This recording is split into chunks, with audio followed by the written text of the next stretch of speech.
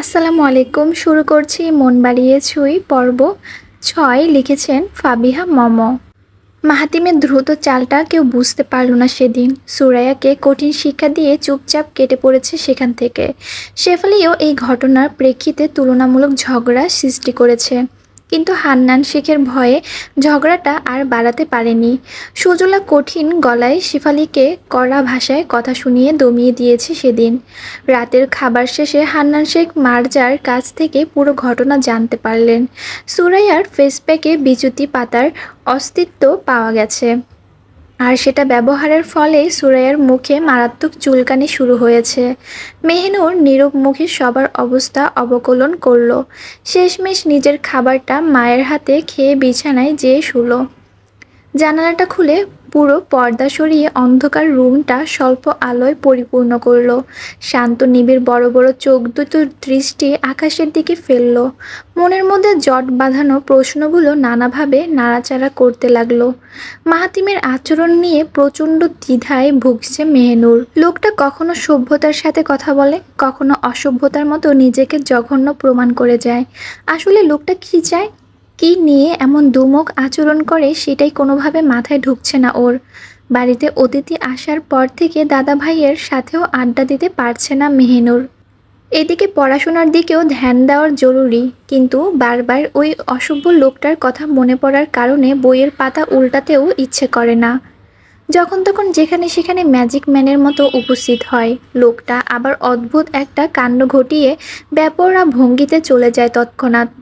বয়সের দিক দিয়ে লোকটা খুব বেশি বড়, কিন্তু চরিত্রের দিক দিয়ে যেন সবচেয়ে ছোট। কে জানে আগামী দিনগুলোতে কী কী অপেক্ষা করছে ওর জন্য। পরদিন সুরাইয়ার অবস্থা বেগতিক হয়ে উঠল। গালের চামড়া লাল হয়ে কয়েক জায়গায় ছিলে গেল। কোনোভাবে চুলকানির আঁচ পুরোপুরি কমল না ওর। তরুণকাল সন্ধ্যার দিকে যখন আসলো, সুরাইয়ার এমন অবস্থা দেখল, তখন সে বাকরুদ্ধ হয়ে যায়। কিভাবে এমন অবস্থা হলো কেউ সে ব্যাপারে বলতে পারে না। কিভাবে বিচ্যুতি পাতা ফেসপ্যাকে মিশে গেল কেউ সেটা জানে না। নীতি, সৌভিক, সিয়াম, তৌফ সকলের অগোচরে মুখ্য ব্যক্তিকে চিনে ফেলেছিল ততক্ষণে। কে এই কাজ করেছে, কেন এই বিচ্যুতি পাতা মিশিয়েছে, সবই কাটায় কাটায় বুঝে গেল। সাবির সামিমকে এই ঘটনার ব্যাপারে জানানো হলে অবাকে নির্বাক হয়ে যায় তারা। হান্নান শেখ বাড়িতে না থাকলেও তার আদেশে তৎক্ষণাৎ সুরাইয়াকে ডাক্তারখানায় নিয়ে যায় তরুণ ও শেফালি। সবাই নিজেদের কাজে ব্যস্ত হয়ে গেলে নীতি তখন মাহাতিমের রুমে যায়। মাহাতিম বিছানায় শুয়ে খবরের কাগজ পড়ছিল। নীতিকে দেখে চট করে একটা পাতা উল্টে পড়তে লাগলো। নীতি এসে বিছানায় বসলে মাহাতিমের দিকে তীক্ষ্ণ নজরে তাকালো। দৃষ্টি তীক্ষ্ণ করে শান্ত গলায় বলে উঠল, ভাইয়া, তুমি সুরাইয়ের ফেসপ্যাকে বিচ্যুতি পাতা মিশিয়েছো কেন? ওর এই অবস্থা তুমি কেন করলে? মেয়েটাকে এইভাবে কষ্ট দেওয়ার মানে আছে? ডার্ক নেভি ব্লু জিন্স, হাঁটু পর্যন্ত কালো টপস, গলায় কালো রঙের ওড়নাটা এক পাক পেঁচিয়ে বুকের দুপাশে ঝুলিয়ে রেখেছে নীতি। চুলটা সম্পূর্ণ পিছনে দিয়ে ডান পাশে একটু ফ্রেঞ্চ বেনি করে রেখেছে সে। বোনদের মধ্যে সবচেয়ে বুদ্ধিমান বোন নীতি হলেও আদরের দিক দিয়েও সবচেয়ে কাছের ও। মাহাতিম ওর প্রশ্ন শুনে এমন একটা ভান করল যেন কানের মধ্যে কিছুই ঢোকেনি। নীতি তার ভাইয়ের এমন আচরণ দেখে প্রচণ্ড বিরক্ত হয়ে ছোঁ মেরে খবরের কাগজটা নিয়ে ফেলল। সেটা 3 ভাঁজ করতে থাকলে মাহাতিম চোখ রাঙিয়ে রাগ দেখিয়ে বলল, এসব কি হচ্ছে? হাত থেকে নিলে কেন? আমি যে এটা পড়ছি সেটা তুই চোখে দেখতে পাচ্ছিস না? নীতি বিছানা থেকে উঠে ভাঁজ করা কাগজটা নিয়ে টেবিলের উপর রেখে আসলো। পুনরায় ওর পাশে বসে কিছুটা শক্ত কণ্ঠে বলল, তুমি একজনের দোষে আরেকজনের কষ্ট দিচ্ছ কেন? তুমি কাল কী করেছো আমি সেটা বুঝিনি ভেবেছ?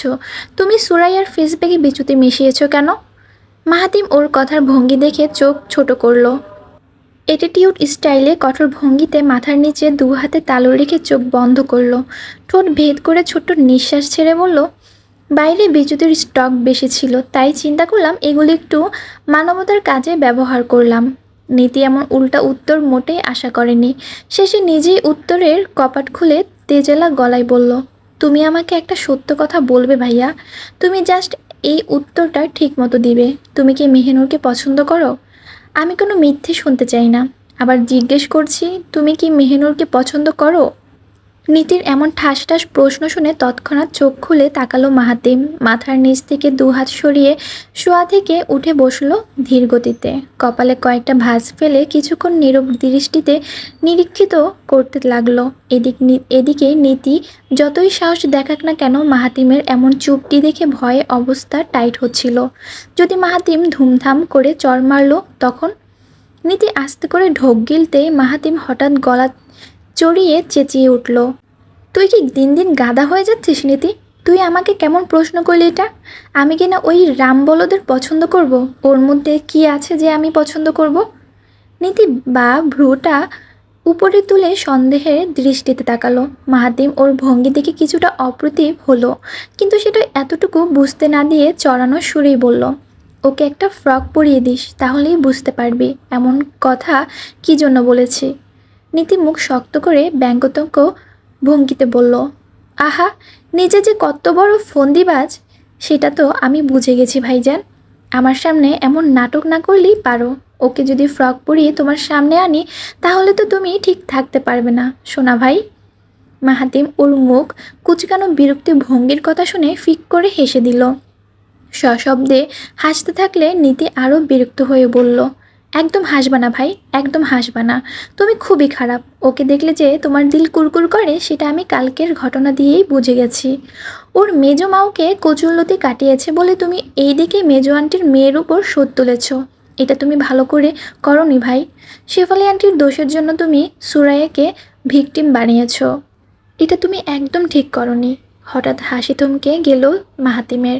চেহারার উপর থেকে হাসির আভাসটুকু মুছে গেলে শান্ত স্থির ভঙ্গিতে মাহাতিম বলে ওঠে, তুই আমাকে শিখাবি আমি কি করব না করব?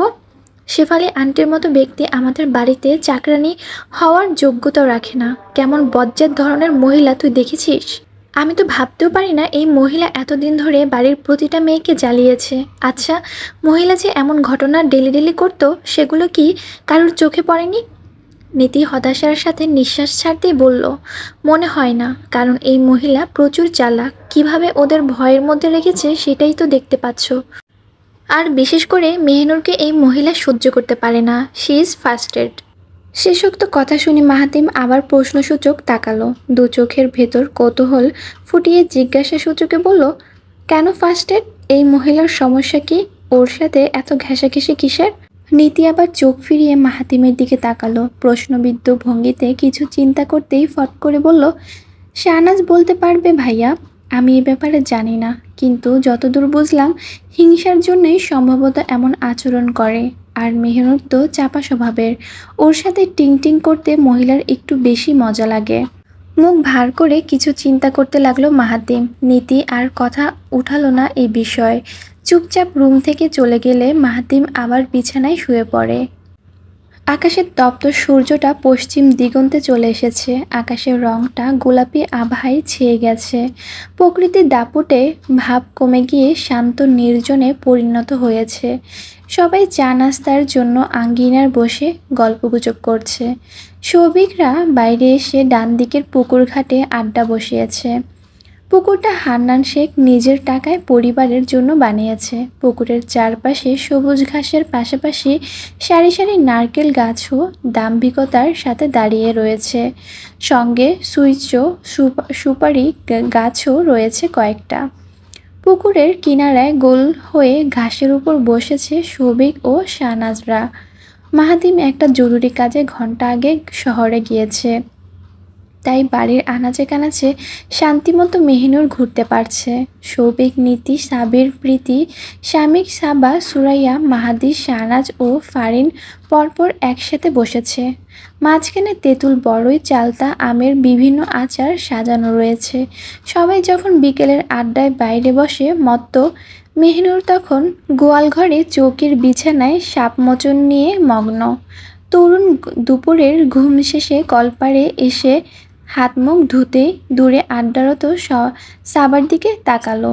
সাবার গায়ের নীল রঙের শাড়ি, সাদা রঙের পাড় ব্লাউজটা, সাদা চুলগুলো একপাশে বেনি করা, চোখ দুটোতে কাজল দেওয়া, হাতে সাদা রেশমি চুড়ি, কানে ছোট্ট পাথরের টপ পরা এবং পা দুটো খালি।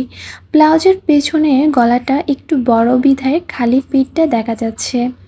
সেটাই চেপে পানি তোলার সময় এক দৃষ্টিতে তাকিয়ে দেখছে তরুণ। এমন উন্মুক্ত পিঠটা দেখে তাল সামলাতে পারছে না ও। কেমন ঝিমঝিম করা অস্থিরতা কাজ করছে শরীরে। তরুণের উদ্ভট দৃষ্টিটা হঠাৎ তৌফিকের নজরে পড়ল। তৌফ প্রথমে মনের ভ্রম ভাবলেও শেষে ঠিকই আবিষ্কার করলো যে তরুণ সাবার দিকেই তাকিয়ে আছে। তৌফ সাথে সাথে সিয়ামকে একটা গুঁতা মারল। সিয়াম গুঁতা খেয়ে তৌফের দিকে তাকালে ওর স্থির দৃষ্টি লক্ষ্য করে জায়গা মতো তাকালো। তৌফ ও সিয়াম একসঙ্গে যখন তরুণের অবস্থা দেখছিল তখন হুট করেই সদ্বিত ফিরে পেল তরুণ। তাড়াতাড়ি দৃষ্টি সারিয়ে চুপচাপ পায়ে পানি ঢেলে ভেতরে চলে গেল ও। সৌভিক আড্ডার মজলিসে হঠাৎ শাহনাজের উদ্দেশ্যে বলল, শাহনাজ, তোমার মেহনুরকে একা রেখে এসেছো কেন? ওকে নিয়ে আসলে কি সমস্যা হতো? আমরা তো বড় ভাই ছাড়া কিছুই না, তাছাড়া আমরা এক হিসেবে রিলেটিভও। যাও তো, ওকে সঙ্গে করে নিয়ে আসো। আমাদের সাথে বসুক, মিশুক, কথা বলুক, ধীরে ধীরে ওর জড়তা কেটে যাবে। শাহনাজ এমন কথা শুনে কিছু বলতে নেবে হঠাৎ সাবা ওর হাত ধরে মিনিত সুরে বলল, বুবু, ওকে নিয়ে আসি চলো। ও শুধুই ভাইয়াদের সামনে আসতে চাইছে না। ভাইয়ারা তো খারাপ মানুষ না, চলো না, ওকে নিয়ে আসি। শাহনাজ কিছুক্ষণ চিন্তা করে শেষমেশ সাবার সঙ্গে উঠে দাঁড়ালো। সৌভিকও ওদের পিছু পিছু এসে গোয়ালঘরে ঢুকে মেহনুরকে সুন্দর মতো বুঝিয়ে আড্ডায় জয়েন্ট করালো। এই প্রথম আড্ডার মজলিসে বসে মেহনুরের একটু অস্বস্তি হচ্ছিল, কিন্তু পরক্ষণে সকলের সাথে ধীরে সুস্থে মিশতে গিয়ে হালকা পাতলা আলাপ হয়ে গেল। আড্ডার এক পর্যায়ে সুরাইয়া হঠাৎ জিজ্ঞেস করলো, আচ্ছা, মাহাতিম ভাইয়া কি করে? তো যেই কাঠিন্য মুখে উত্তর দিবে তখনই সিয়াম ফট করে উত্তর দিয়ে বলল, ঘুমায়, খায়। এখন একটা বউ পেলে কোলবালিশ বানিয়ে শুইত। সিয়ামের হাস্যকর উত্তর শুনে এক যোগে হেসে দিল সবাই, শুধু হাসল না সুরাইয়া। মুখটা প্যাঁচার মতো কুঁচকে আবারও প্রশ্ন গলায় বলল, বলো না, সে কি করে? এতটুকু বলতে কি সমস্যা? সবার হাসির রোল তখনও বিরাজ করছে। সুরাইয়ার নিরুত্তর ভঙ্গিতে মুখ কালো করে থাকলে হঠাৎ পেছন থেকে শক্ত গলার আওয়াজ আসে, আমি কি করি সেটা তোমার জেনে লাভ কি? আমাকে নিয়ে এত টেনশন কেন? ক্যাটক্যাট গলার সুর শুনতেই কর্পোরেট মতো হাসি উড়ে গেল সবার। সুরাইয়া ভয়ে ভয়ে চাহনিতে মাথা পিছনে ঘুরিয়ে দেখে মাহাতিম দুই পকেটে হাত ঢুকিয়ে এদিকেই তাকিয়ে আছে। সবাই যখন মাহাতিমের দিকে তাকিয়েছিল, মেহনুর তখন ঘাস ছিঁড়ে সেগুলো টুকরো টুকরো করছিল। মেহনুর যে ইচ্ছে করে ইগনোর করার মতলব আছে সেটা বুঝে গেছে মাহাতিম, তাই আর সেদিকে না এগিয়ে যেখানে ছিল সেখানেই থেকে বলল, আমি বর্তমানে। কথার মাঝখানে আকস্মিকভাবে দাড়ি বসালো সিয়াম। অমনি ঝড়ের বেগে উত্তর দিয়ে বলল, মাহাতিম আসলে বিজনেসম্যান, ও বাবার ব্যবসা দেখে, আঙ্কেলের বড় ব্যবসা, তো তাই সেগুলো এখন মাহাতিমই দেখাশোনা করে। সিয়ামের কথা শুনে মাহাতিম তৎক্ষণাৎ তাজ্জব বনে গেল। নীতি চোয়াল ঝুলিয়ে অবাক হয়ে গেল। প্রীতি আমের আচারের কামড় দিতে গিয়ে থেমে গেল। সৌভিক মুখ ঘুরিয়ে সিয়ামের দিকে তাকালো। তৌফ বিস্ফোরণ চাহনিতে তেঁতুল চুষতে ভুলে গেল। সাবির মিটমিটিয়ে করে হাসতে থাকলো। মাহাদি শিউসি খেলা বাদ দিয়ে সবার অমন আহাম্মক মার্কা চেহারা একে একে দেখতে লাগলো।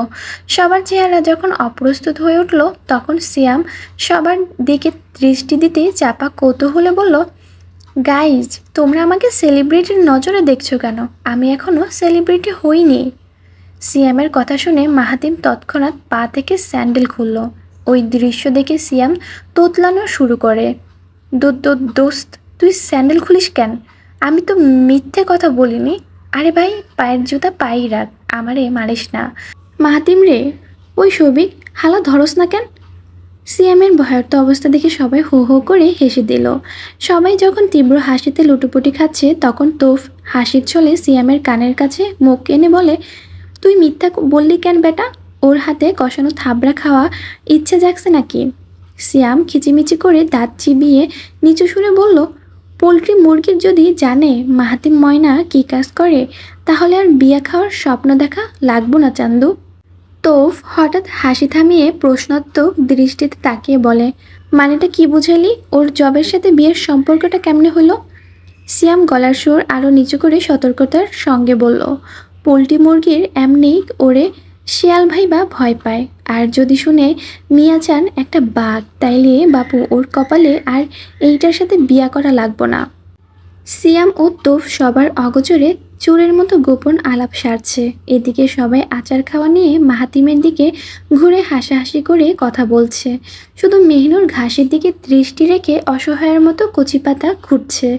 হাসির জন্য তোফ ও সিয়ামের কথা এক চুলও শোনা যাচ্ছে না। তোফ সিয়ামের মিথ্যে বলার মর্মটা অনেকক্ষণ পর বুঝতে পারল। অন্যমনস্ক ভঙ্গিতে ঘাসের দিকে দৃষ্টি দিয়ে হ্যাঁ সূচকে মাথা নাড়াতে লাগলো। সেই অন্যমনার ভঙ্গিতে কণ্ঠ নামিয়ে বলল, তাহলে মাহাতিমের পরিচয় গোপন রাখা লাগবো, রাইট? কিন্তু মার্জা আন্টি কি এতদিন ওর জব নিয়ে কথা উঠায়নি ভাবছস? যদি আন্টি মেহনুরের মাকে সব বলে দেয়, তাহলে মেহনুরের জানতে 2 সেকেন্ডও লাগবো না। সিএম সাথে সাথে তৌফের মাথায় চারটি মেরে কর্কশ কণ্ঠে বলল, পজিটিভ ভাবতে পারস না? আন্টি যদি বইলাও থাকে, তাহলে এমন ব্যবস্থা করা লাগবো যেন মেহনুর জানতে না পারে। ওদের দুজনের মধ্যে ফুসুর চলেও মাহাতিম একটা বারের জন্য মেহনুরের মুখ দেখতে পেল না। মেহনুর ভুলেও পিছু ফিরে মাহাতিমের দিকে তাকালো না। এমন সুখ অবহেলা দেখে মাহাতিম রুক্ষ মেজাজের বাড়ির দিকে চলে যেতে লাগলো।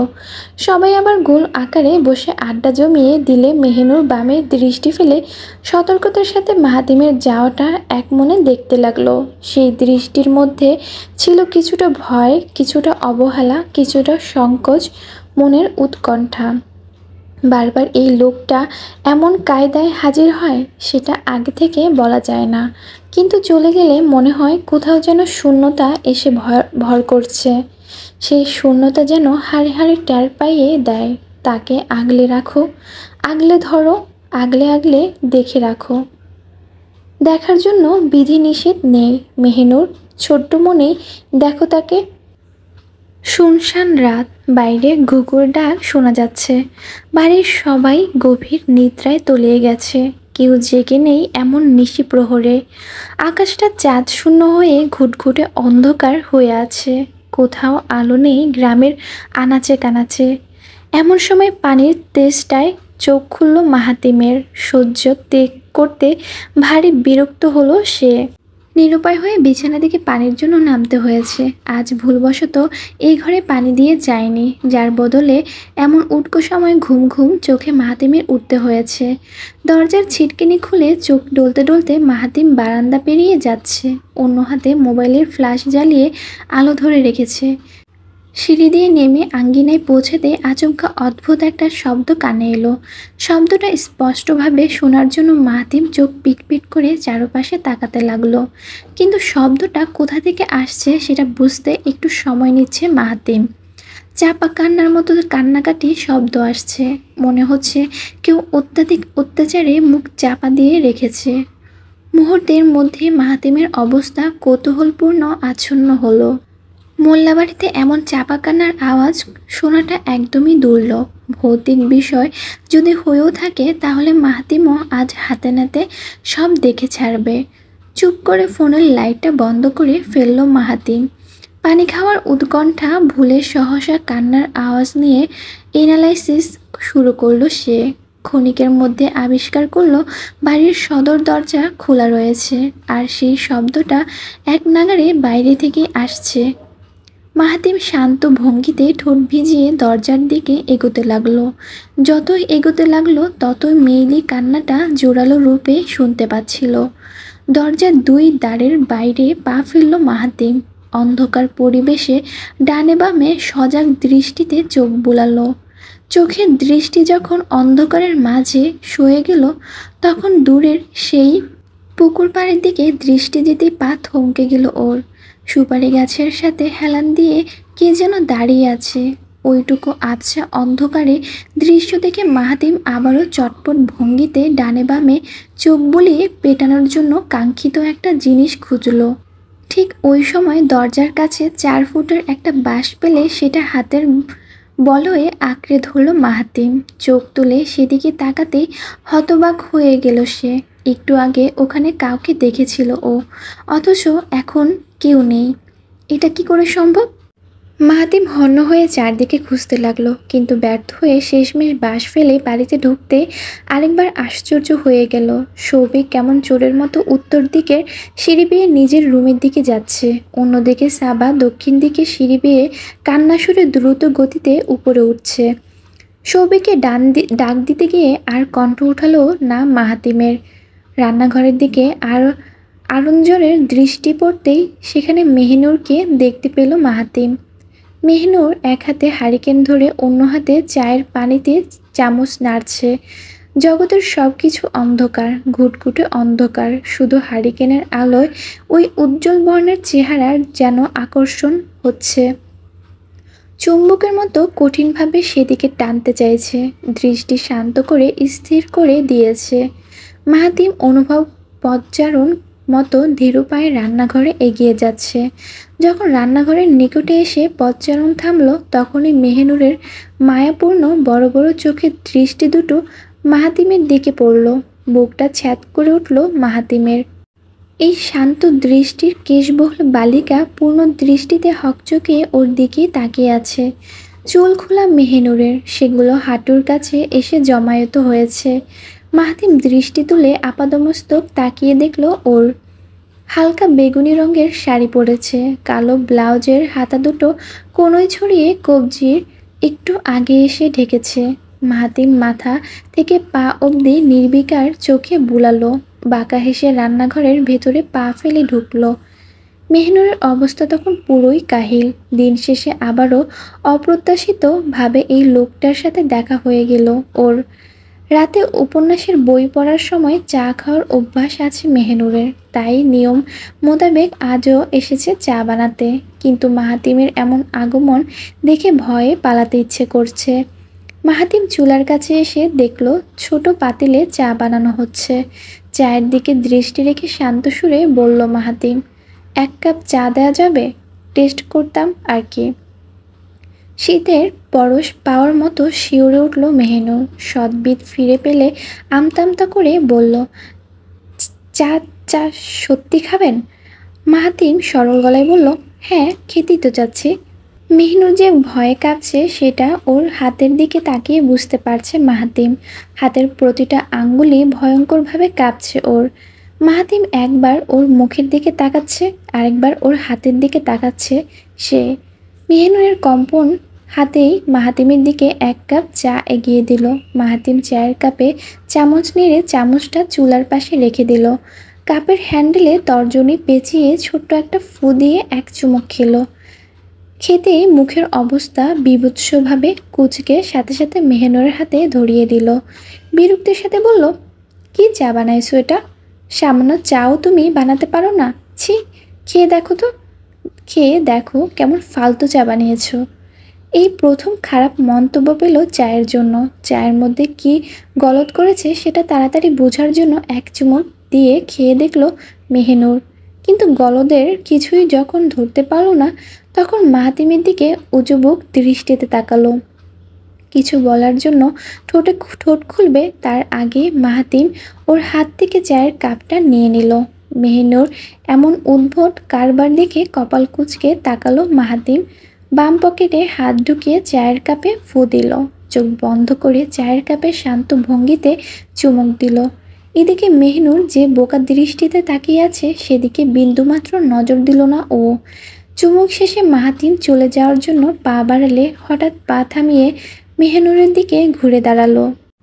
বাম পকেট থেকে হাত বের করে কাপের যে দিকটায় চুমুক দিয়েছিল সেদিকটায় 2 আঙ্গুল টোকা মেরে বাঁকা হেসে কি যেন ইশারা করলো। মাহাতিমের যাওয়ার দিকে তাকিয়ে থাকতেই চিন্তা করতে লাগলো মেহনুর, আচ্ছা, লোকটা চায়ের কাপে টোকা মেরে কি ইশারা করলো? তাও আবার চুমুকের জায়গাটা ইশারা করার মানে কি হলো?